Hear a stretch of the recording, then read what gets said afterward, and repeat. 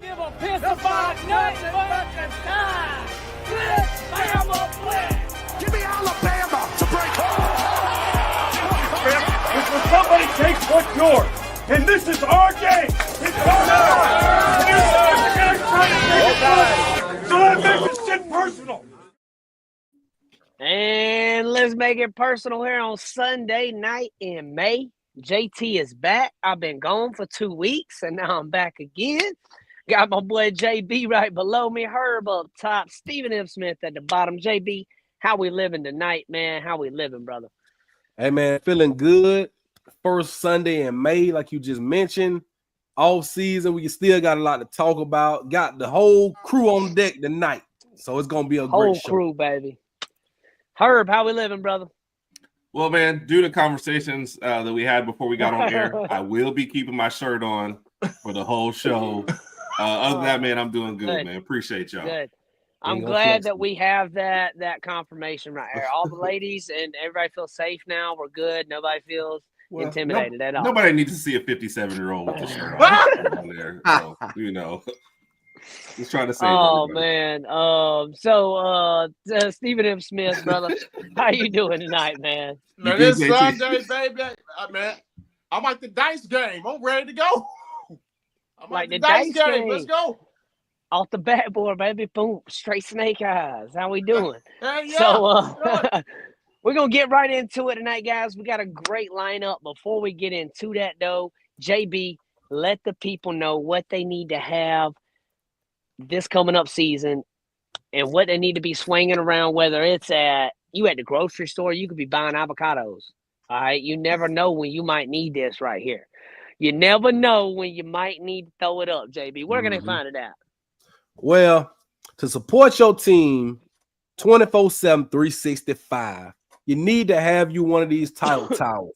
Go to whitwheelsports.com, use the promo code STANDARD, get you a nice little discount, courtesy of your favorite Bama network, the Bama Standard. Check them out today, guys. Whitwheel Sports right there at the bottom. Make sure you check them out, guys. Got some great products. And like we say, you see us hanging around with them all the time. You see us at 8A. You see us at the games with them. Yep. And also, have you ever dreamed of having beautiful natural stone in or around your home? Well, do not settle for subpar material. Make sure you check out realrockstone.com right there. They have some of the best products that you will find, period, for any projects that you have. And if you do, make sure you tell them that the Bama Standard sent you. You get 10% off your first order right there. Hit them up at realrockstone.com, guys. Boom, we're going to kick it off tonight. Joe, what's up in the chat? What's up, Roll Tide, everybody? We in here. Make sure the chats get live tonight. Like and subscribe to the channel, guys. We're trying to build a channel here to have the best Bama content that you're going to find on all social media. Check us out. Kicking off tonight, and this is something that I like a lot when you're looking at off-season talk. Returning players for the Tide. I think that right there is going to be a key part in Kalen DeBoer's success, also a key part in this team's success this year. Having guys come back that are going to make an impact. JB, I know you had spoke about this already as well, man. So what's a couple guys you like and what we can all kind of say a couple guys? PFF put out a top 10. I feel like that's a common top 10 for everybody right there too. That top 10 was Ryan Williams, Kadyn Proctor, Parker Brailsford, Jaden Roberts, LT Overton, Tim Keenan, Deontae Lawson, Cam Calhoun, which he wouldn't be coming back, but he's returning player, but he's coming back. He's at Bama, and then Bray Hubbard. A lot of people was mad about the snubs, and I know you mentioned one too, JB. So go ahead, man. Kick us off tonight, brother. Yeah, so like you just mentioned, PFF, which is Pro Football Focus, is one of they use data and metrics and whatnot to rate players. So they rated that Bama has the most top 10 returning players for 2025, meaning these players are returning to the team and they're ranked high. Like Ryan Williams is the second wide receiver that's ranked. So you will mention that probably number one is going to be Jeremiah Smith, if I had to guess. Yeah. So, and we can, and that's pretty much logic. But Kadyn Proctor is the number 3 offensive tackle. Just to name a few: Tim Keenan, number 3, defensive tackle; Deontae Lawson, number 7, linebacker. But what they failed to mention, and you mentioned Cam Calhoun was the number 10 cornerback. They forgot Damani Jackson. How do you forget Damani Jackson? He's coming back. Lockdown. Yes, he was locked down last season. He was great. So maybe it was a misprint, a typo, but I didn't see Damani Jackson in the top 10 of their list. I should have got the list of the cornerbacks, but I didn't get it. But yeah, I feel like we can break that. JB, that's a good one. We can come back to that next week. We can come back to that. I like that a lot, actually, right there. What you're saying. Go ahead, brother. Yes, I want to see all the cornerbacks, and this is not just this is the ranking in the whole country right here from PFF. So they ranked all the teams, and these are some of the players. So with all that being said, the focus is going to be on the expectation for these returning guys, to make our team better than it was last season, right? Last season, was a disappointment because we lost 4 games, if you want to add the bowl game in that. So go 9-3, 9-4, whatever. So disappointing season, from the Bama standard, no pun intended. From the Bama standard, it was a disappointing season. So we got to get back to playoffs, SEC championship form, national championship form. It's going to take all of the returning guys. It's going to start with them. Now, it's hard to depend on freshmen, hard to depend on transfers coming in, but it's your guys, your solid core, the guys who were there last year, who's coming back. They're going to be the ones that you want to take them to grab the young guys and put them on the same level and the same focus as everybody. Because the goal is to win each and every game. But the ultimate goal is to get back to that national championship and win that. So it's going to start with all the returning guys as well as the coaches. But for us to have 10 guys in the top, the team with the most players, it's just telling you that we have a lot of expectation this season. Stephen M., kick us off. And I'll say this, and I agree with JB's point. You're missing Damani Jackson, but at the same time, nobody's going to be 100% accurate. Nobody in media is 100% accurate. So that's true. PFF, they're not 100% accurate, but they do the best with what they have. So that's that. But what this does show is Bama's got the guys. They've got the guys to make a run. They've got the guys to make this happen. Now, all you need now is that full-on buy-in. We're starting to see some stuff with guys taking pictures together. If y'all saw the posts across social media, all the guys bunched up, throwing up their hands and signs and whatnot, and all the Bama fans like, we back. Look at that photo Brotherhood. Right there. So you're seeing the team bonding aspect come in, which is phenomenal. That's what you want to start the offseason prior to getting back for 7-on-7, 11-on-11 type things that the coaches cannot be a part of before fall camp kicks off in August. But what this creates is a conversation about where is Alabama now in relation to everybody else. Because, Herb, you and I talked about Bama Visions, which is on Monday, YouTube right here, Bama Center Network, 9 a.m. You and I talked about it. People are going to give you an excuse for 1 year, but how do you respond from that? Yeah. What is your bounce back plan? So this is where we are right now with Coach DeBoer, his bounce back plan. And it starts with, as JB mentioned, getting these veteran guys in the room, these guys that have time on task, grab these younger guys, grab even these transfers, and let them know, hey, last year, that's done with. We own something better. Yeah. Exactly what you just said, Stephen M. Smith, getting the veteran guys ready to go, telling them like, hey, we're not ready to go, but being like, hey, this is you. This is the moment you asked for. It's here. This is what we're talked about. These guys that we just mentioned have played numerous of seasons of college football and most at Bama. There, Cam Calhoun transferred in. Everybody else has played at Bama. Has played at Bama more than a year or so. So that's good to see on that list there. Cam Calhoun's no slouch either. I think he'll fit perfectly at Bama.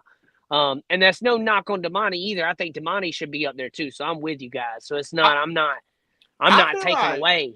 So I think it's gonna be good to look at this year. Go ahead. I feel like maybe, and I could be wrong, but maybe PFF chose to leave Damani off due to, him not being able to go in the spring. Maybe I'm not sure why it was. And as JB mentioned, I don't have the list of top cornerbacks in front of me that they picked from, but knowing Damani and the fire that he plays with, he's going to look to prove that list being a joke once he steps on that field this upcoming fall. Yeah, he's definitely going to ball out. I would not even doubt that one bit. Herb, who you like here, man? We've seen the snub there. Damani Jackson's probably the biggest snub, we'll say. Everybody else, though, kind of like it. Is there a guy you see on here that we didn't mention maybe that you'd like this year? Going to be a standout for us? Or is there a guy maybe that we haven't mentioned, not on the list, that you may like? No, first I'll say I do like the list. I was a big Parker Brailsford guy. Glad to see him getting a little more respect. And I think you look at him as a number 7, but there's probably not 6 other people in the country we take over him. I think he fits what we want to do, being in the system. So being ranked high is great, but being ranked, fitting what we need and what we have going on here is much better. And then you look at a guy like LT Overton, you feel like if he pushes and finishes a couple more plays, that ranking is going to raise. And look, from a personal standpoint, he's going to make himself some money if he gets a little bit better. So, no, I like the list. I also like the fact that these names are not the names that we've really, really been talking about getting excited about this year. So that just kind of tells you more about this team. Obviously we knew what we have in Ryan Williams, but we've been really excited about receivers, like 3 through 7, 3 through 8. It just kind of tells you this is going to be an exciting season. If this is your foundation, what you're starting with, and then you're adding on these other guys, I like it. And we don't even know the undercover rocks yet. Go ahead. No, go ahead. It just shows you Bama's got depth, man. Yeah. I've been telling people Bama's got depth. This is a kudos to DeBoer in recruiting, a kudos to Courtney Morgan, a kudos to this entire coaching staff and the way they have recruited and how they've gone about it. And not just recruiting freshmen, but recruiting quality out the transfer portal that you needed. And also recruiting in terms of roster retention, keeping your current guys. I can't say enough about what Kane Wommack did. You keep a Tim Keenan. That was huge. You keep an LT Overton. That was huge. You convince a James Smith, a Jordan Renaud. Don't go on the portal. Stick around. You convince a Keon Keeley. Don't go on the portal. Stick around. You hang on to a Deontae Lawson, a Justin Jefferson. Then you hang on to a Keon Tab. Stephen M., that should tell you a lot right there. If you can rewind a little bit and stop at the Keeley part. That should tell you a lot right now in the transfer portal world right there, having him. Keeley could go anywhere and start. He could go anywhere and start and get significant playing time, get all the looks, get the draft grades he wants, get all those things, and get some more money probably. But him staying at Bama right there is proven that, hey, I want to play for Kane. Part of it's that, I can tell you. And the playing at Bama, I think is meaning a little bit more. And I kind of like what I'm seeing with the players when they're talking about it's a brotherhood. The brotherhood is bigger than this. I'm seeing a lot of players say that now. I love that. Love that. 0 players in the portal. Love that. Huge, huge. Think about last year. Okay, obviously the GOAT retires. There's some ruffle feathers. Some guys leaving, some coaches leaving. A lot of things changed all at once. We were kind of numb. Then this year, we look at it this year. We're like, whoa, okay. We were kind of waiting on something to happen, and nothing really happened. We're like, okay, cool. Yeah, It's like, we've been abused for a year. We ain't used to that. So I just think that's something that's good to see with Kalen DeBoer and Kane Wommack right here. And kind of speaking of Kane, I think I can kind of transition us into this next topic right here. And this is something that fans need to look at the writing on the wall right here. If Bama has that magical run this year, has a great defense, has that great team, It's going to be because of part of the defense. Okay, the offense will play good, will have its things, but the defense will have to have its share of stops and have to look good too. Look at Ohio State last year. Didn't have the flashiest offense, but had a solid defense and ran it. That's how it's going to have to look this year for the Tide. If that's happening and that defense is looking that good, JB, do you think Kane Wommack is safe with us, or do you think somebody gonna come calling? Does Kane stay if we have a successful year in defense? Would this be his last year? Could this be our last little run right here? If things go the way we want it to go, then it's gonna be really good. Okay, and teams are gonna call, possibly NFL. We don't know. So you tell me real quick, JB, what's your thoughts right here? The Tide finishes top 10 in defense, has a real solid year, playoffs, all that good stuff. You think somebody's going to call for Kane? Well, my initial thoughts were it was a little premature because he's heading into second season here on the big stage, Alabama, coming from South Alabama and where he's coached at previously. See, this right here, at Alabama, you make your name. All the coaches, look at the previous DCs and OCs have went on to bigger and better things. Some successful, some not so successful. But if Kane Wommack has a great season this year as DC, and this defense plays to the level that we think it should and to the talent that we have, then of course he will get calls. But that it will have to be a perfect situation, I believe, unless you just go after the money. Because as a coach, you want to be in a great situation. Money, you can get the money, that's fine. But he can also play himself into a raise at Alabama.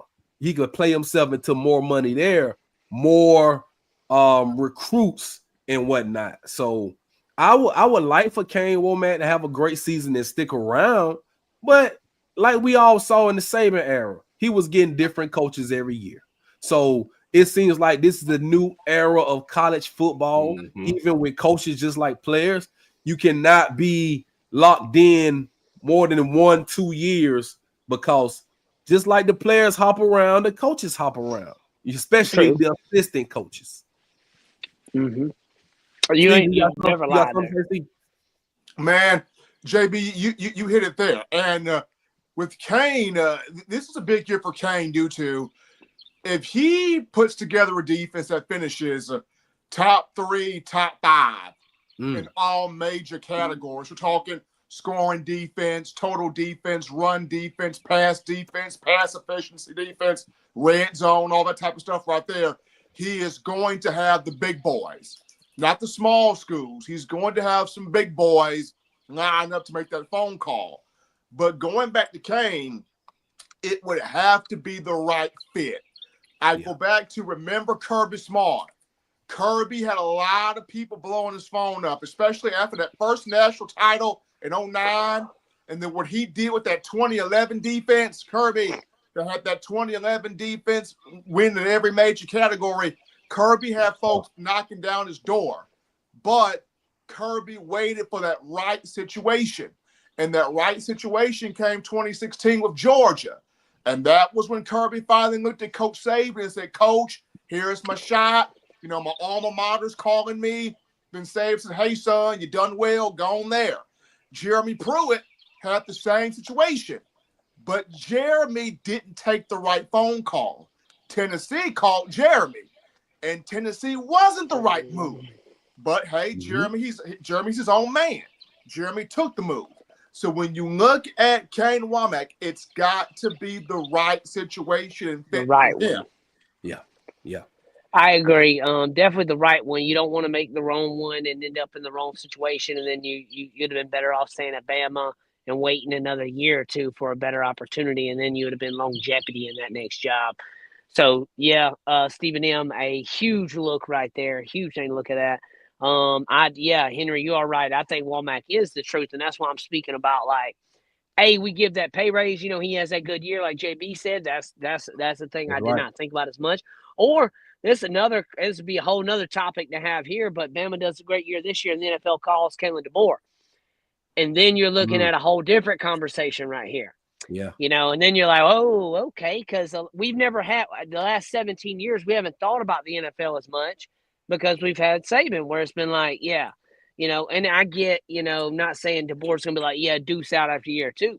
But if the NFL calls for a coach like that, he hadn't had that opportunity yet. You know, that's a conversation. You know, see, so this ahead, is the thing. This is the thing about the NFL and the college football, right? Just like Saban, when he was at LSU, went to the NFL, it didn't work out. Lucky for us, we got Saban, and he stuck around for 17 years and was great. Went out on his own volition. But I like that comment by LaToya Billingsley. Pull that comment up about we were just talking about Coach Wommack. I think it was a comment about him. Yes. So. Oh yeah. He won't go to a lesser school to be a head coach. That's going backwards. She's absolutely right with this comment. But you cannot refuse a job, Florida or NFL job that comes up, because that right there will put yourself up here. You know, just becoming a head coach at a power conference team, and or NFL job. If it be a coordinator or something like that, those are jobs you can't pass up. But to be a head coach at like a lower level school, why would you do that if you're at Bama and you got all the everything at your footsteps right there? You can recruit all the best guys, got the best facilities, you're making the good money, and you're making a name for yourself. So I like that. I agree. I like her comment I saw a minute ago too. I'm glad you pulled that up, JB. That's actually a good way to look at that. Especially the NFL part. That's going to be a whole new thing to us Tide fans. We haven't had the NFL in our back pocket a lot because of the Saban thing, you know, like, and now we're in a new domain now. It could be a little different, but that's neither here nor there. We can't worry about things like that. We got to go win titles and stuff first. I think that'll be a good problem to have, because we're having that problem when we're winning some titles. We got some hardware somewhere. Herb, chime in on this real quick and put a button on this one for us, man, with Kane Wommack. You know, question mark, could this be the last year, you know, if the dice rolls right for Bama? Yeah, well, I think what JB was saying earlier, and LaToya hit it on the head about what job he's going after, because he left a head coaching job to come here. So that clearly tells you I'm looking for better. So, and it is a little ahead of ourselves when we're talking about this, because we have to see what it is, you know, on the field. Year 2, he's got enough returning people. The only thing I can say would be, I don't know, the negative to it is all these guys returning and we have a great year and all of them are leaving. It would be a great time for him to go out at the same time if we had a great year, if I was a coach. So that's how I would look at it. Like, do I want to have to break in a whole nother group, or, you know what I mean, elevate that many people? So true. I could see that as the thing, but I absolutely think, like, if you've already left the head coaching job to come here, it's got to be bigger and better. And the gap between what you're doing at college and in the pros is like, we thought with paying them it'd be closer to the NFL model, but now to me it's getting further away with the way kids are going. So I don't know if as many, you know, it depends on where you're at in the tree if you want to get up to the NFL or not. But I do think it would have to be a much better job. You know what I mean? Like, also, it has to be, no offense to South Alabama's, but it's got to be above that level to get him to come back to a head coach job.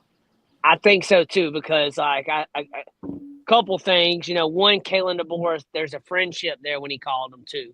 Right. So there's a little bit of like, hey, what's up, you homies? You know, we coached together in Indiana. You my boy. That'd be like all of us on a podcast, and we all kind of stopped, and then you got this opportunity, ESPN, and I'm like, hey, JB, Herb, Stephen M, Steve, I want y'all to come on, bro, and like come help me run this show I got at ESPN. That's kind of like what Kalen DeBoer's got. They were at Indiana doing their thing, boom, boom, and then the Alabama called. He's like, all right, hey, and then he goes putting together, you know, pieces of what he used to have either at Washington or at Indiana.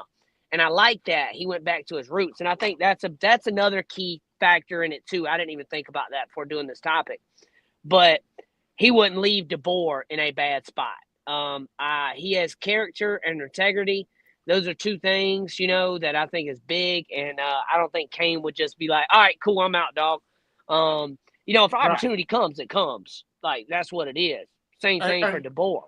You know, but no one, and great point, Jesse, and knowing Kane would have a full-on conversation with Coach KD before making any type of move, and not just Coach Kane. I feel like Coach Shep, Coach Sheridan, all of those guys would have a full conversation with Coach KD before a move were to be made, even down to guys like Freddie Roach and Coach Gillespie, even though they were holdovers from the Saban regime. They would even have that conversation because of the respect that Coach KD DeBoer garners from all of those guys. I think that's a good top. We'll hit that question at the end right there but can DeBoer retain good coaches? That's going to be a good thing to look at too right there. That doesn't go as talked about as much. So that'll kind of wrap that up right there, guys. And that's not really, this is a good thing for Bama and for Kane right here, saying that, like, if other people are looking at them and wanting them, you're not going to go get a DC you don't want or isn't good. When you hire a guy, you're like, yeah, man, look what he did with that defense over there. It's like, yeah, okay, they had a good thing going. So I think that right there is good. Before we hit that next topic, one more thing, JT. We just saw Coach Grubb go to Seattle. We saw him go to Seattle for 1 year. Did not work out. Now we have him with us. But he did take an NFL job after getting Washington to the national championship 2 years ago. Goes over to Seattle, has I don't want to say a good or bad year, but a mediocre year. Yeah, he had a year. Yeah, he had a year. Yeah. But it's on his resume. I won't say good, I won't say bad. Right. But he had a year.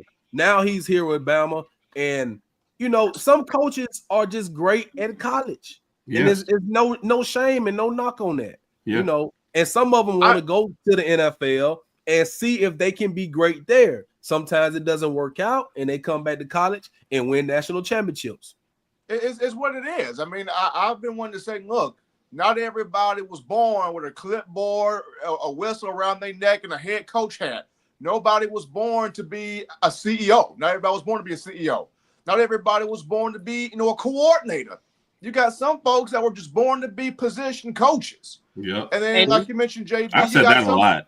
Yeah, I've said that a lot. Yeah, and then you mentioned it too, Herb. And then you just got coaches that were born to be college coaches. Mm-hmm. That doesn't mean that their NFL career was just terrible. It wasn't.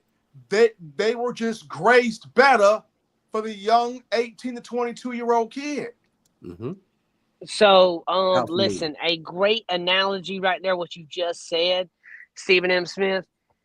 So, a great position coach, and he is the best linebacker coach you can think of, does not make him the best defensive coordinator.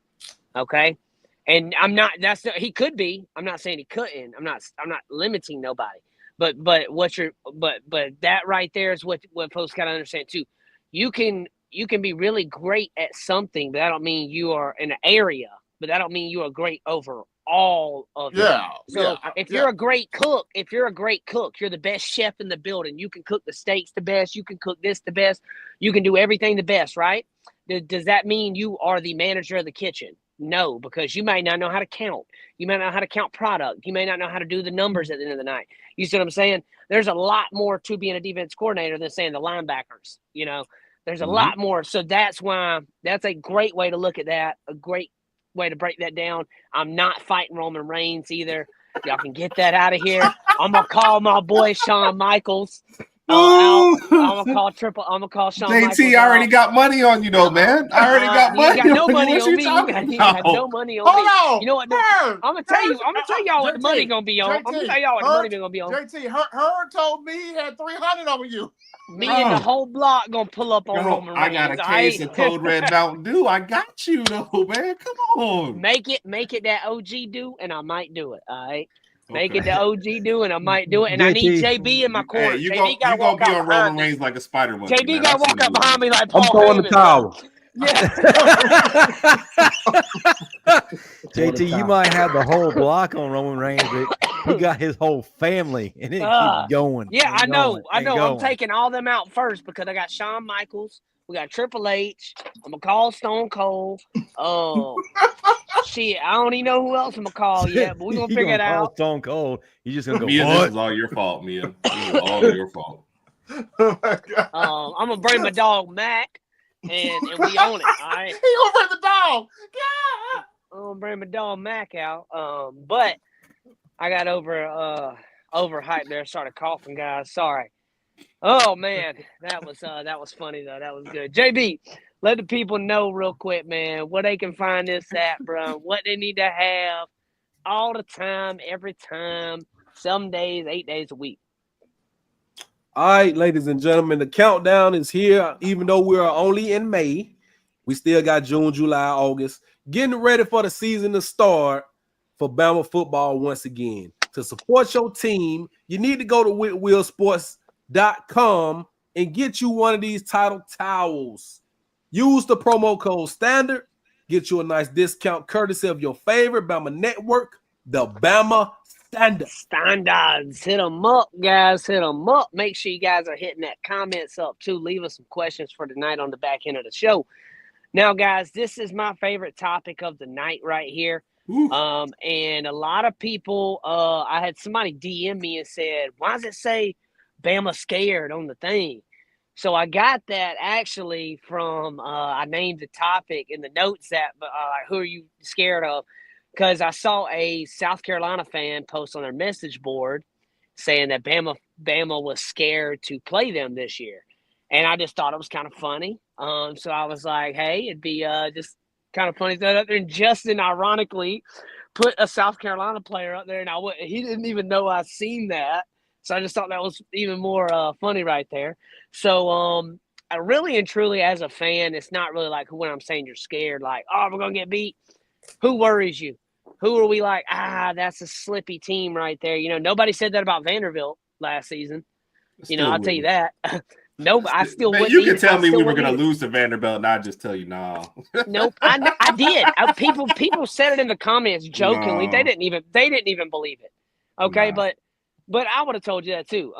And so a lot of games right here, guys. August 30th, Florida State's going to be a great win in Tallahassee. ULM, we got them in Tuscaloosa, our opening home game of the year on the 6th. Wisconsin, then we got a bye week again, and we're going to go into our SEC.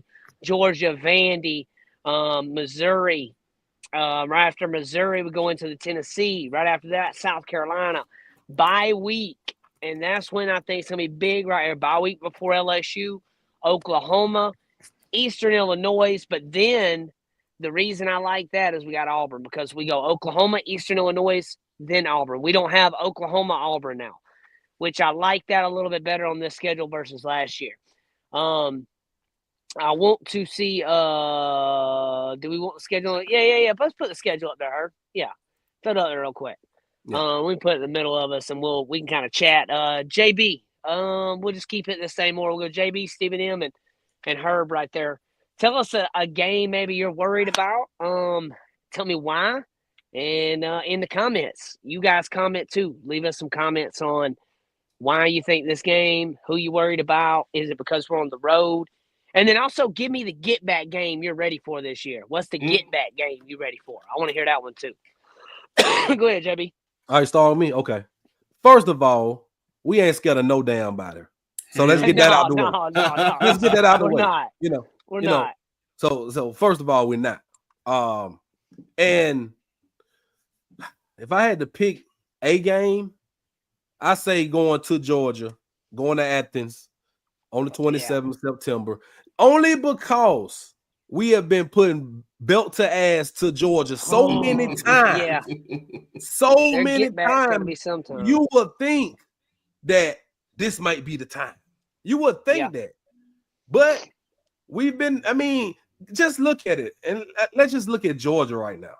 They have beaten us, one time out of the last, 7, 8 meetings? 9 meetings? Hey, JB, they beat us one time since 2007, 8. No, they beat us in 2007 regular season, and then they beat us in the Natty 2022.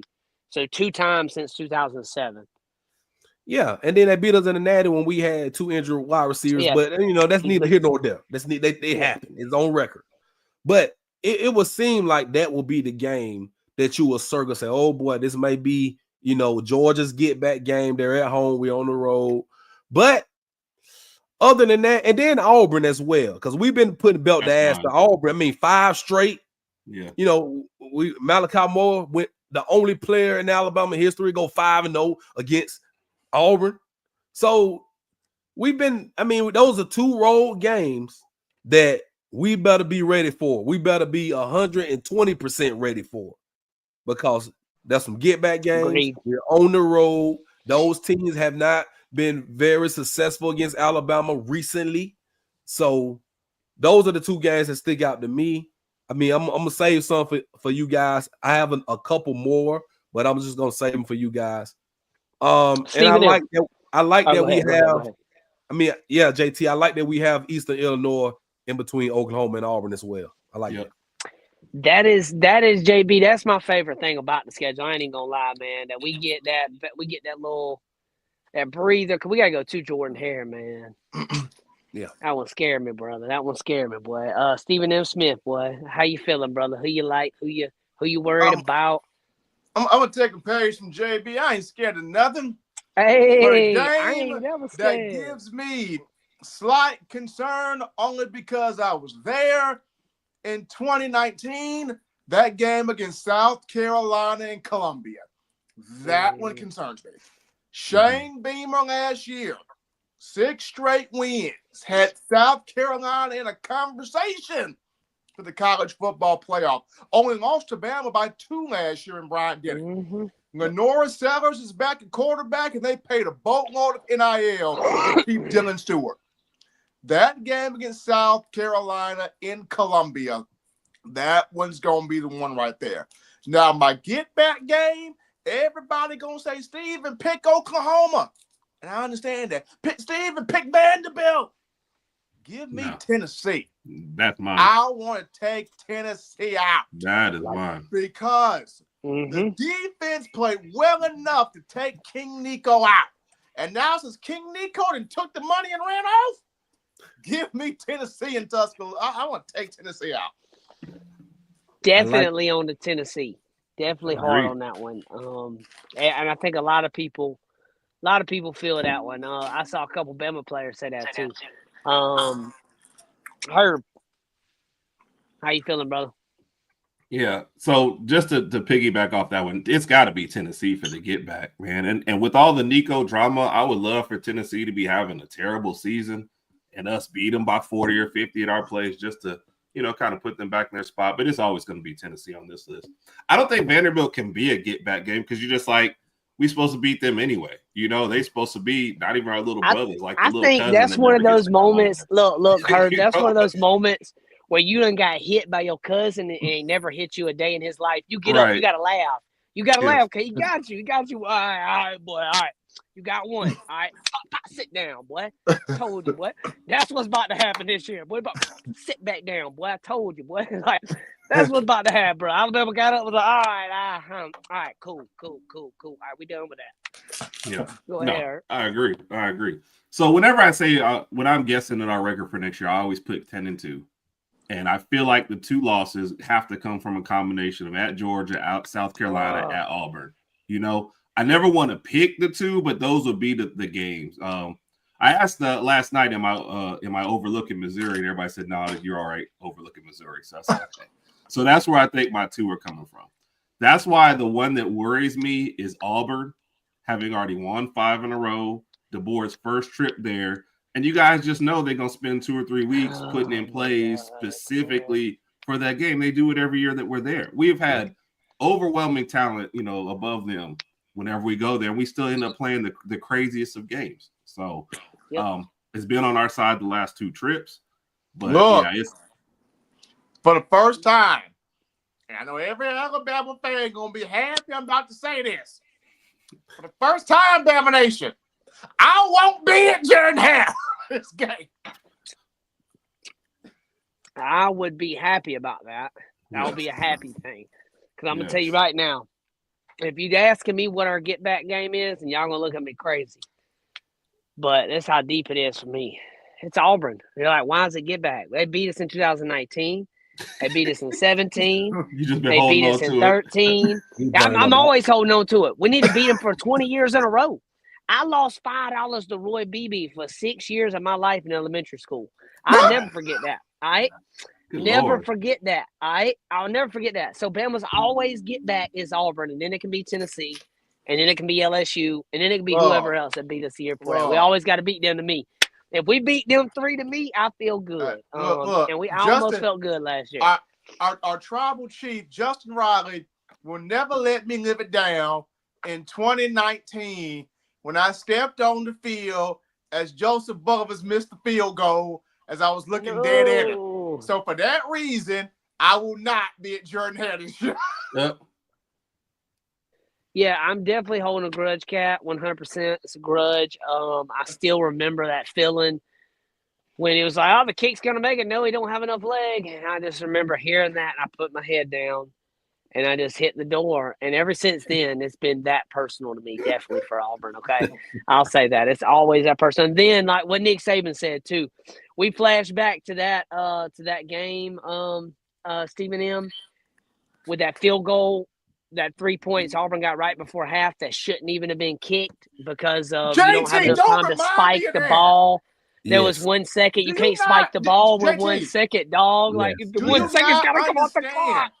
JT, do you not understand? And we lose by 3 points. I am in the press box booth when Gus Malzahn's son ran on the field and argued to get that 1 second put back for that field goal. I spilled my entire Sprite on folks' computers. He said this.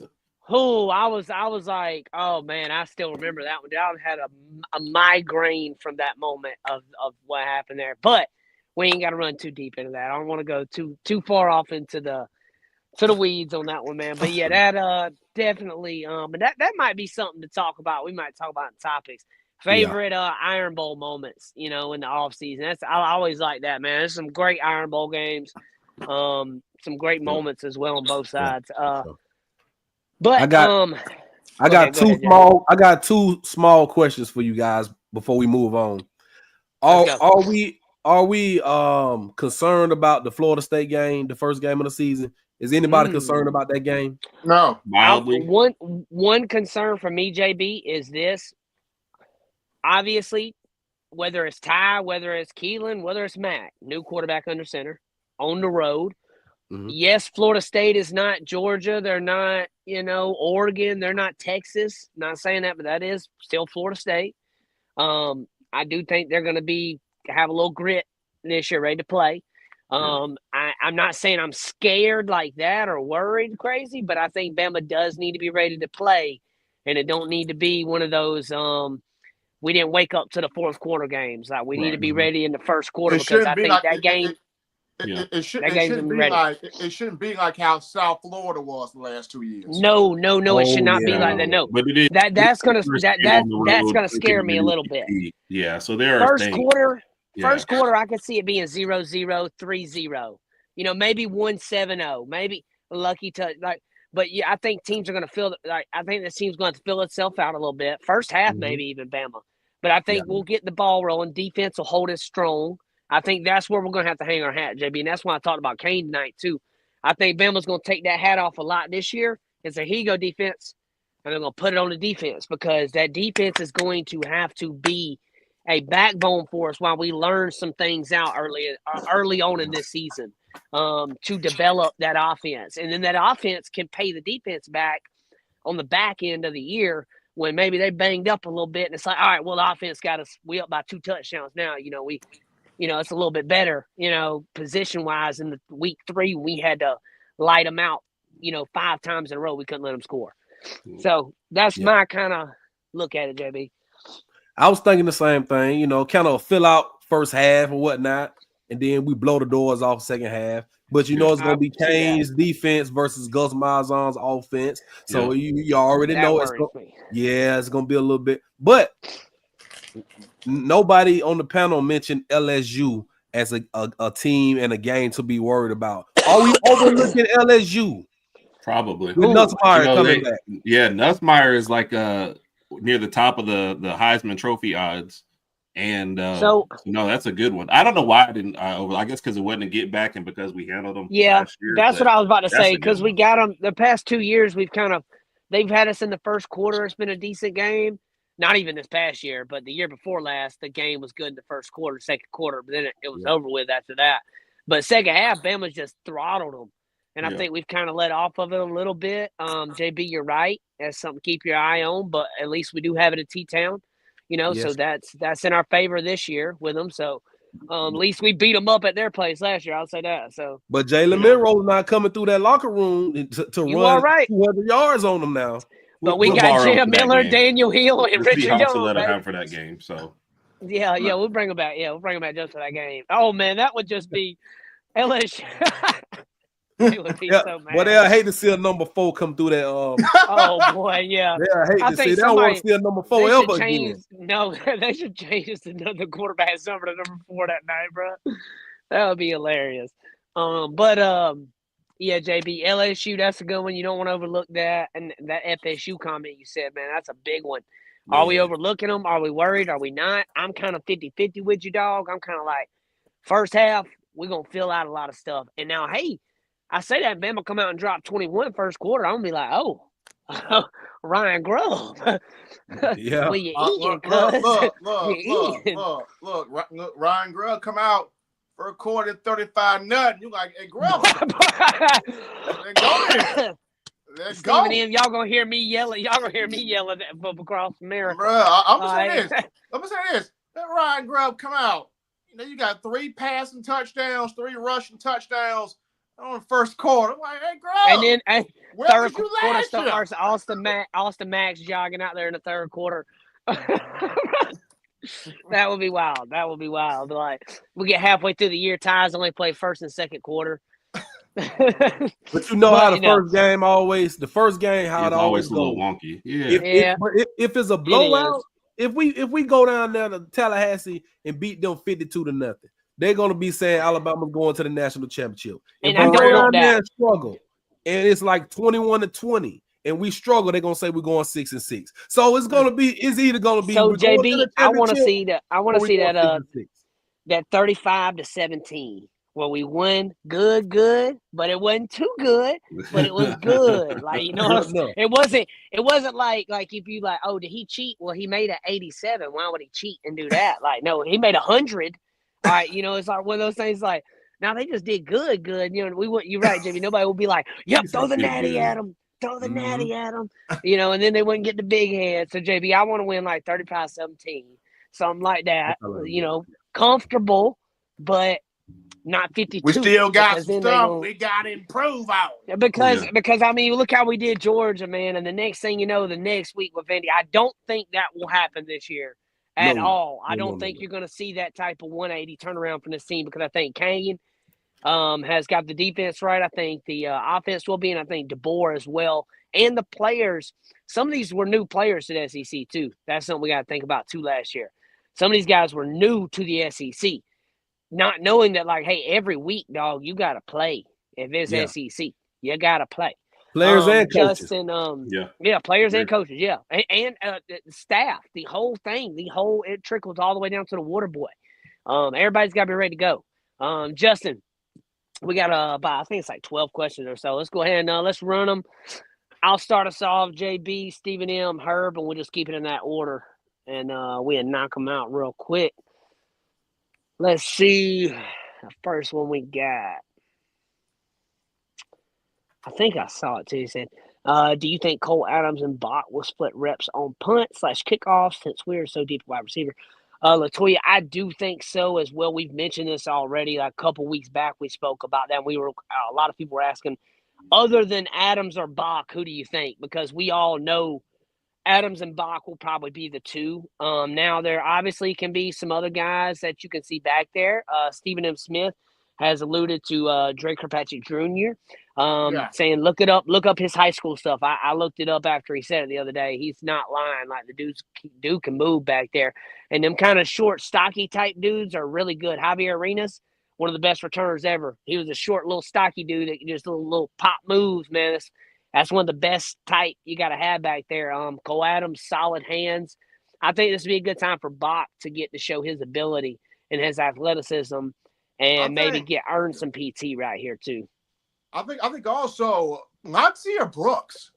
This would be a nice spot for him. Kickoff return, punt return to showcase that speed. Remember, Bray Hubbard said in the spring, it's hard to stay in front of Brooks. And he wears that 17, like another former 17, that man Waddle, but another former 17, that man Kenyon Drake. So when you look at Brooks, that would be another one that you kind of want to look at. Okay, we're really deep at receiver. We're going to get you reps, but we want you to make an explosive name for yourself early. Let's slide you as a kick returner, or let's slide you as a punt returner. Yeah. And just so people know, too, like Ryan Williams was not going after this year. Like, he's a true sophomore. So he would have to play his true junior year. Right. He could leave. If he was a redshirt sophomore this year, he could leave. But somebody else asked that question. It was like, Ryan Williams going after this year. I was like, no. It was like, he's a true sophomore this year. So it means he'll be a true junior next year. Means that he would have to play that you have to do 3 years in college. You don't have to play 3. You got to be there 3. You got to do 3. So, pull the next one real quick, Justin. I know that had came up before, and I just want to touch on that real quick. Oh, that's a good one right here. From can DeBoer retain good coaches? Yes, he can. Folks, to keep in mind, DeBoer, all of the coaches that DeBoer has on staff with him, you look at it. Chuck Morrell with him. Coach Shep with him. Kane Wommack with him. Nick Sheridan with him. Brian Ellis with him. These are all coaches that DeBoer had with him, either at Sioux Falls, either at Fresno State, either at Indiana, or either at Washington. All of these guys have a relationship with DeBoer. DeBoer can retain coaches. The word on the street is the coaches have so much respect for Coach Katie, they don't want to leave. Right. I've heard that too. He makes it where they don't want to leave him. Yep. It's like, why would I leave him? It's the same with the players. You got to look at it. These players are like, why would I leave KD? Like, this is my dude. Like, I ain't trying to leave this. Like, it's crazy the way he's able to structure his relationships and how genuine that man is. Nobody wants to leave from being around him. Larry Large said, can we pick off 30 balls this season? I don't know if we picking off 30 of them, big dog. I'd be happy at 15. But 22 was the league lead last year. So 30 is happy with 15. But I don't think we pick off 30. I got my number at 17. I'd take over on 15 though. If I betted, got my number at 17. I ever betted, I don't bet, but if I did, I would be over on 15. What I have, really? I've got 17. I got 17. Yeah. I got 17 picks, but I got 10 fumble recoveries, so 27 turnovers. I thought this man was about to say 17 picks, 10 of them by Damani Jackson. Yeah. Wow. We had 17 interceptions last year too, though, right? So that would be our number. Dude, if Damani Jackson get 10 picks, JT, number 1 overall pick. Hey, the day he gets his 10th, he heads to the draft. He gets his 10th, he gonna walk right off the field. Hey, head to the draft. That's great. That boy gonna be waiting. They say, where you going? It's only September. Well, I don't know if those guys get thrown at enough. Your better ones don't get tested that often anyway, so it's gonna be interesting. Yeah. I could definitely see us though, Larry. I definitely seen us have some this year, man, and it being a good amount though. 30. Oh man, I'd love that, but I don't know yet though. Justin, pull the next one real quick. JB, hit this next one from Cat from us, brother. Shouts out to Cat, man. What are we missing basketball-wise? Do we need to pick up? What do we need to pick up? We need a damn point guard. We need a point guard. We do. Hey, is it Buddy a two-guard? To come back, really. Phylon coming back would make me feel better. What'd you say, JT? What's that dude we just picked up?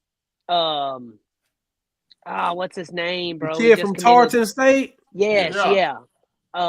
What's his name? You know, like he's not a point guard, and he's he's a ball handler. I thought he was the clips I looked up.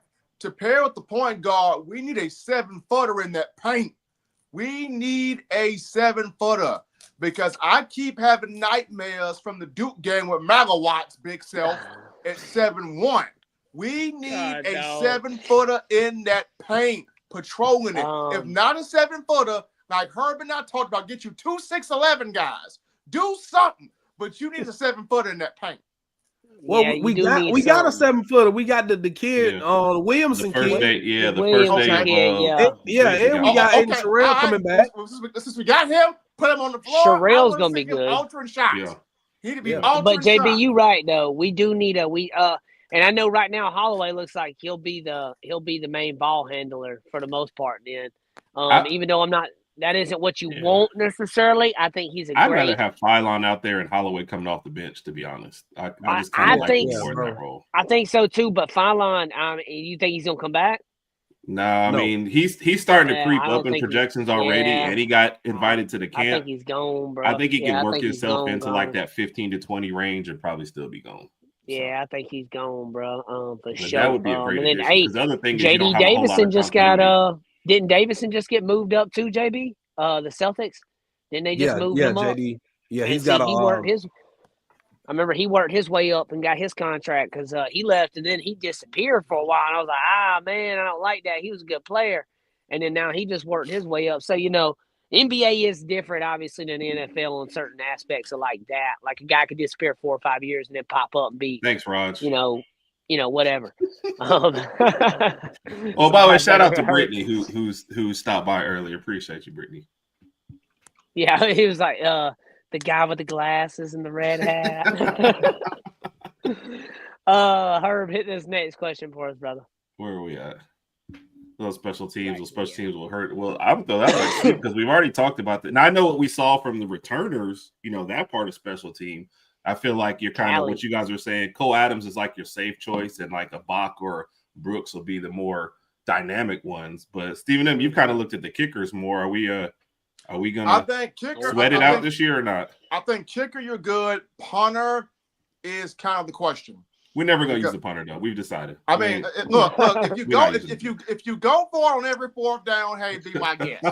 But if you decide that you want to use the punter, then Bama did recruit a freshman, and he's on the team right now. So we will see how he looks. I think Talty's going to be fine. I literally believe Talty's going to be okay. So my main thing is going to be how does the punting aspect look? I think the long snapper that's taking over for Neil and Hibbett, who got picked up by the Dolphins, snapper looks pretty good out there. Miami Dolphins, baby. You know what I'm saying? Had to grab Bama, boy. Pull the next one for us, Justin.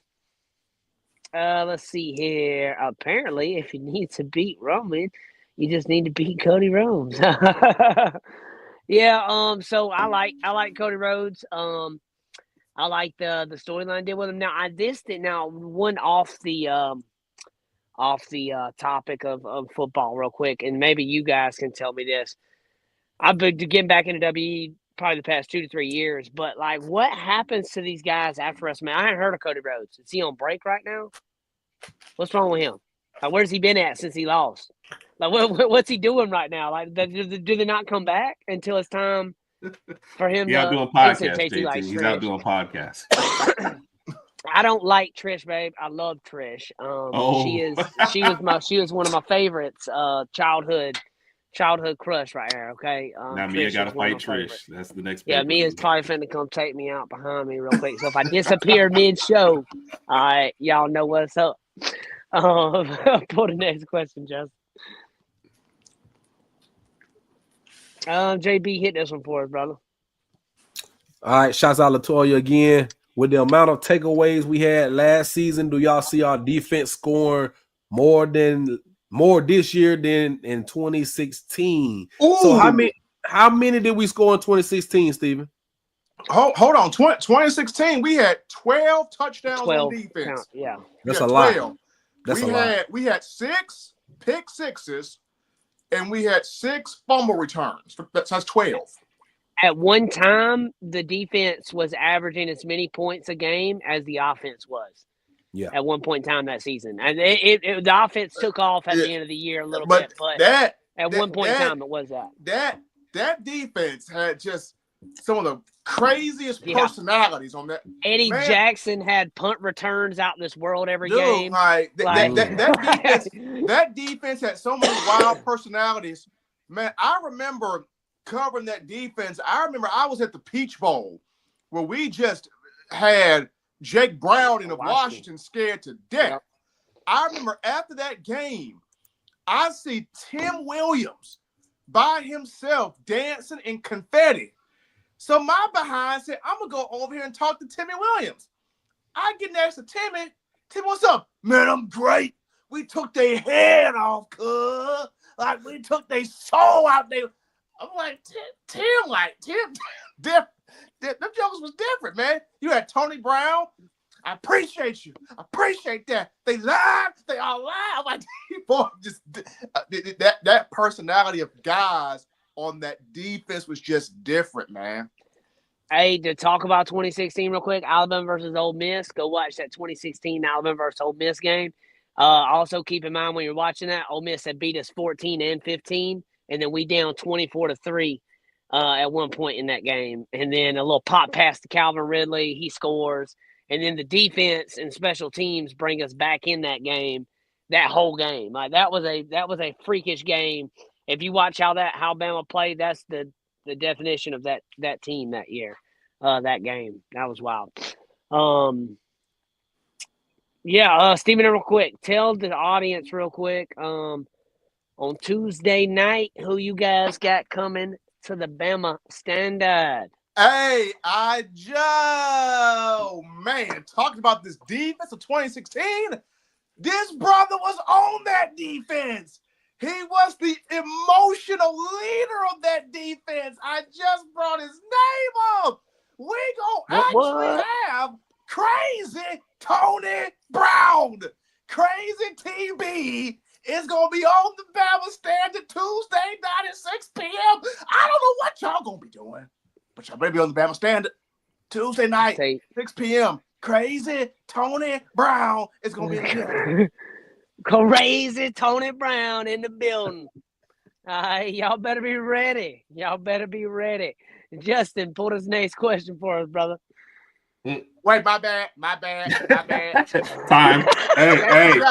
Flag on the play. Flag on the play. Not this Tuesday, folks. Next Tuesday. Next Tuesday is Tony Brown. Next Tuesday is Tony Brown. But this Tuesday is still good. It's still good. We got a current player this Tuesday. Your Honor, I would like for the jury to disregard. This Tuesday, we got Cam Newberry. Offensive lineman Cam Newberry for Bama. Cam Newberry will be on this one. We'd like to apologize that to was the kind of Newberry like, family. listen, time out. Look, that was like, I just threw the alley-oop up at practice. Stephen M. Smith slammed it, and the coach said, I said no dunking. And I'm like, my bad. Because I told him, I said, who you got coming to the show on Tuesday night? Stephen M. Smith went right into it, boy. And I meant to say next Tuesday night. So, flag on the play. Flag on the play, right? That was golden, boy. That one got me weak, boy. I can't stop laughing. God, I can't stop laughing now. All right, real quick. Stephen Hill, hit this real quick for us, brother. All right.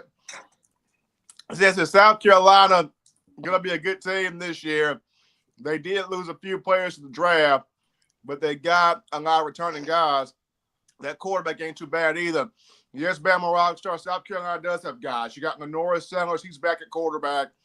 Got a really good defensive lineman in Dylan Stewart. And that game is going to be in Columbia.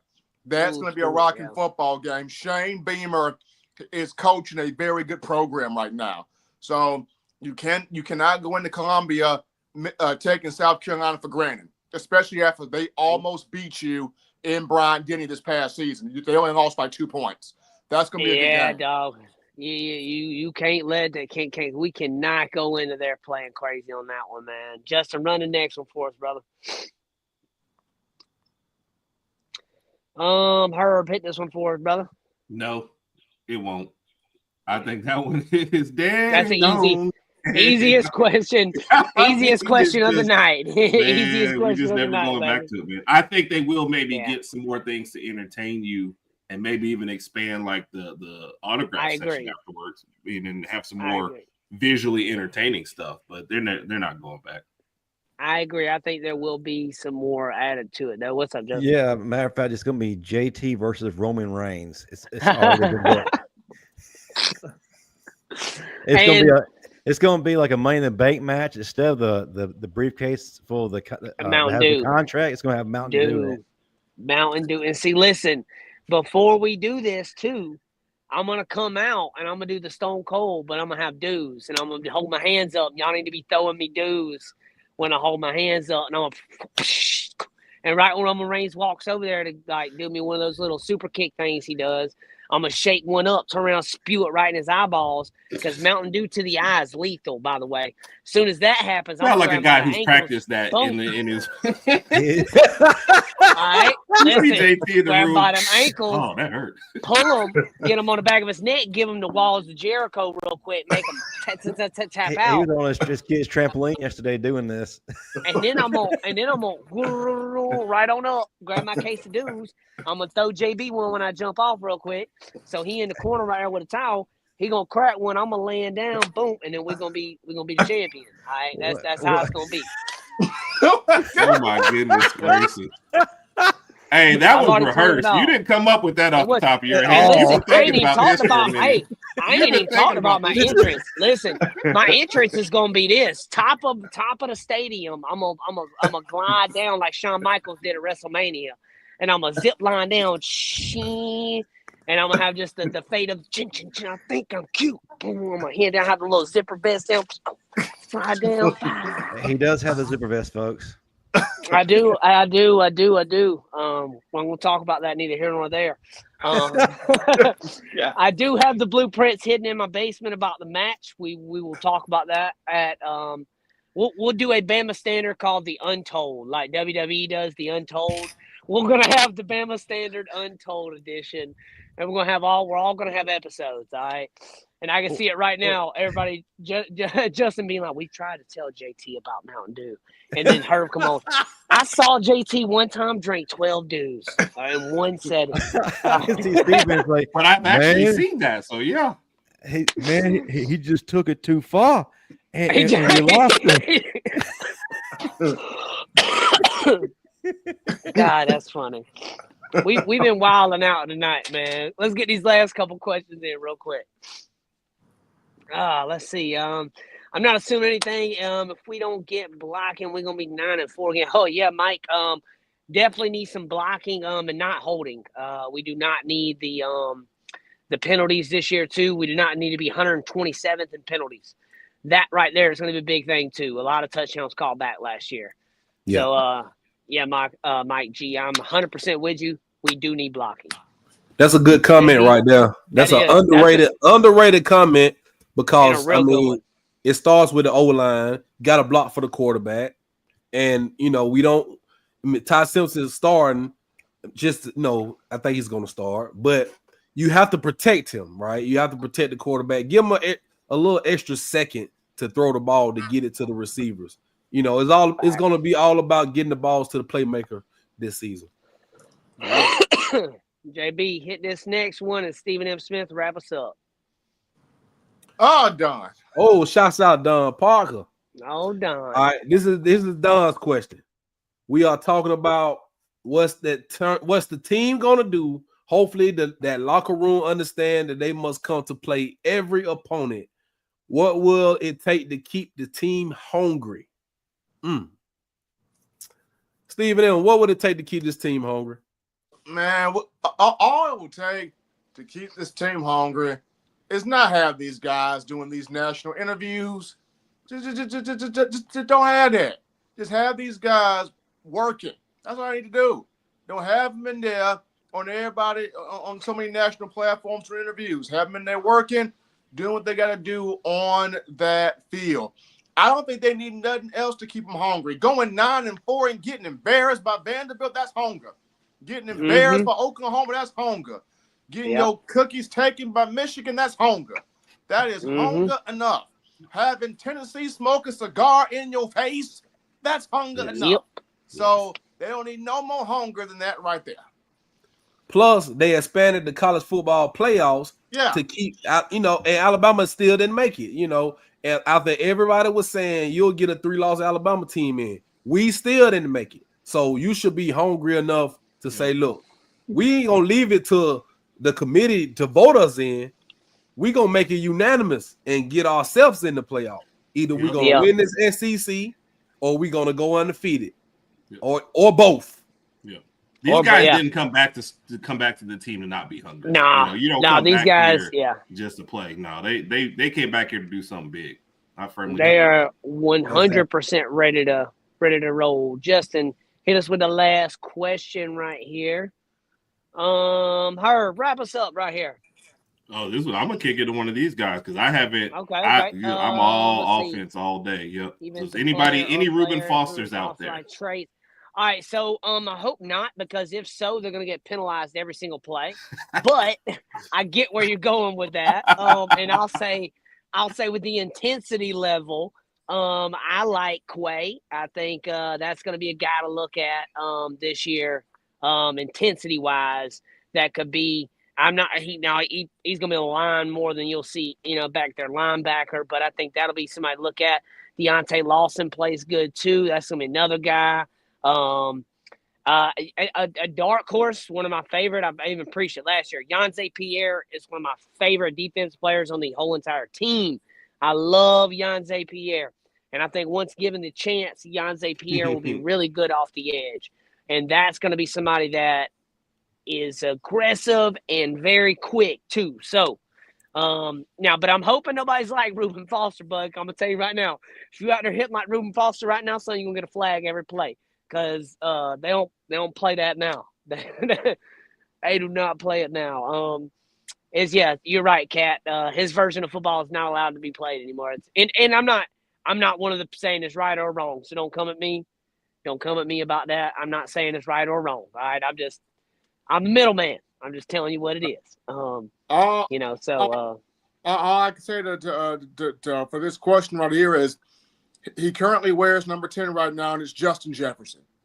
That's a good one. Keep that kid healthy. A good one. You keep that kid healthy. He can hit. Keely? He can hit. Justin Jefferson can hit legally the way Reuben can. Legally the way Reuben. Yeah. Reuben was doing some heat-seeking missile type jump. Boy, that boy was something serious, boy. Hey, I'm glad he was on our team, though. That's all I gotta say. I'm glad he was on our team, boy. That boy was lighting them up. But guys, that'll wrap us up for tonight. We've had a great show. We've had a great panelists with us tonight. JB, Herb, and Stephen M with us. JT, your host. Before we leave, guys, I'm going to let the people know where you can find them out, what they got going on. There's some great things going on this summer and in the offseason before we get into Bama football. JB, let the people know what you got going on over at your network, man, and what we got going on, brother. All right. So, first of all, everybody, thank you for joining us each and every Sunday night here on Talk'n Bama. Join us on Wednesday night for the Crimson Dynasty.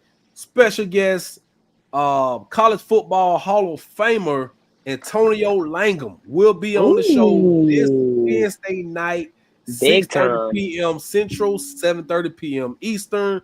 Crimson Dynasty, myself, Cishi, and Dan. Join us on Wednesday. Every Sunday night here with the panel, Talk'n Bama, as always. And follow me on Instagram, Sports Talk JB, Twitter, Young_ENT_, and YouTube, Sports Talking with JB. Yes, sir. Check them out. Stephen M. Smith, let the people know what you got going on, brother. Before I do that, once again, people, this Tuesday is Cam Dewberry. Tony Brown this week. Cam Dewberry. Next week will be Tony Brown. So why did somebody say Tony Brown was coming on? I didn't catch that. Look, man, I was so juiced up in the promo. I had to read the cue card at the top. Look, cue card. But come in Tuesday, folks, to the Bama Standard. Offensive lineman transfer coming in, Cam Dewberry. That guy worked his tail off all spring.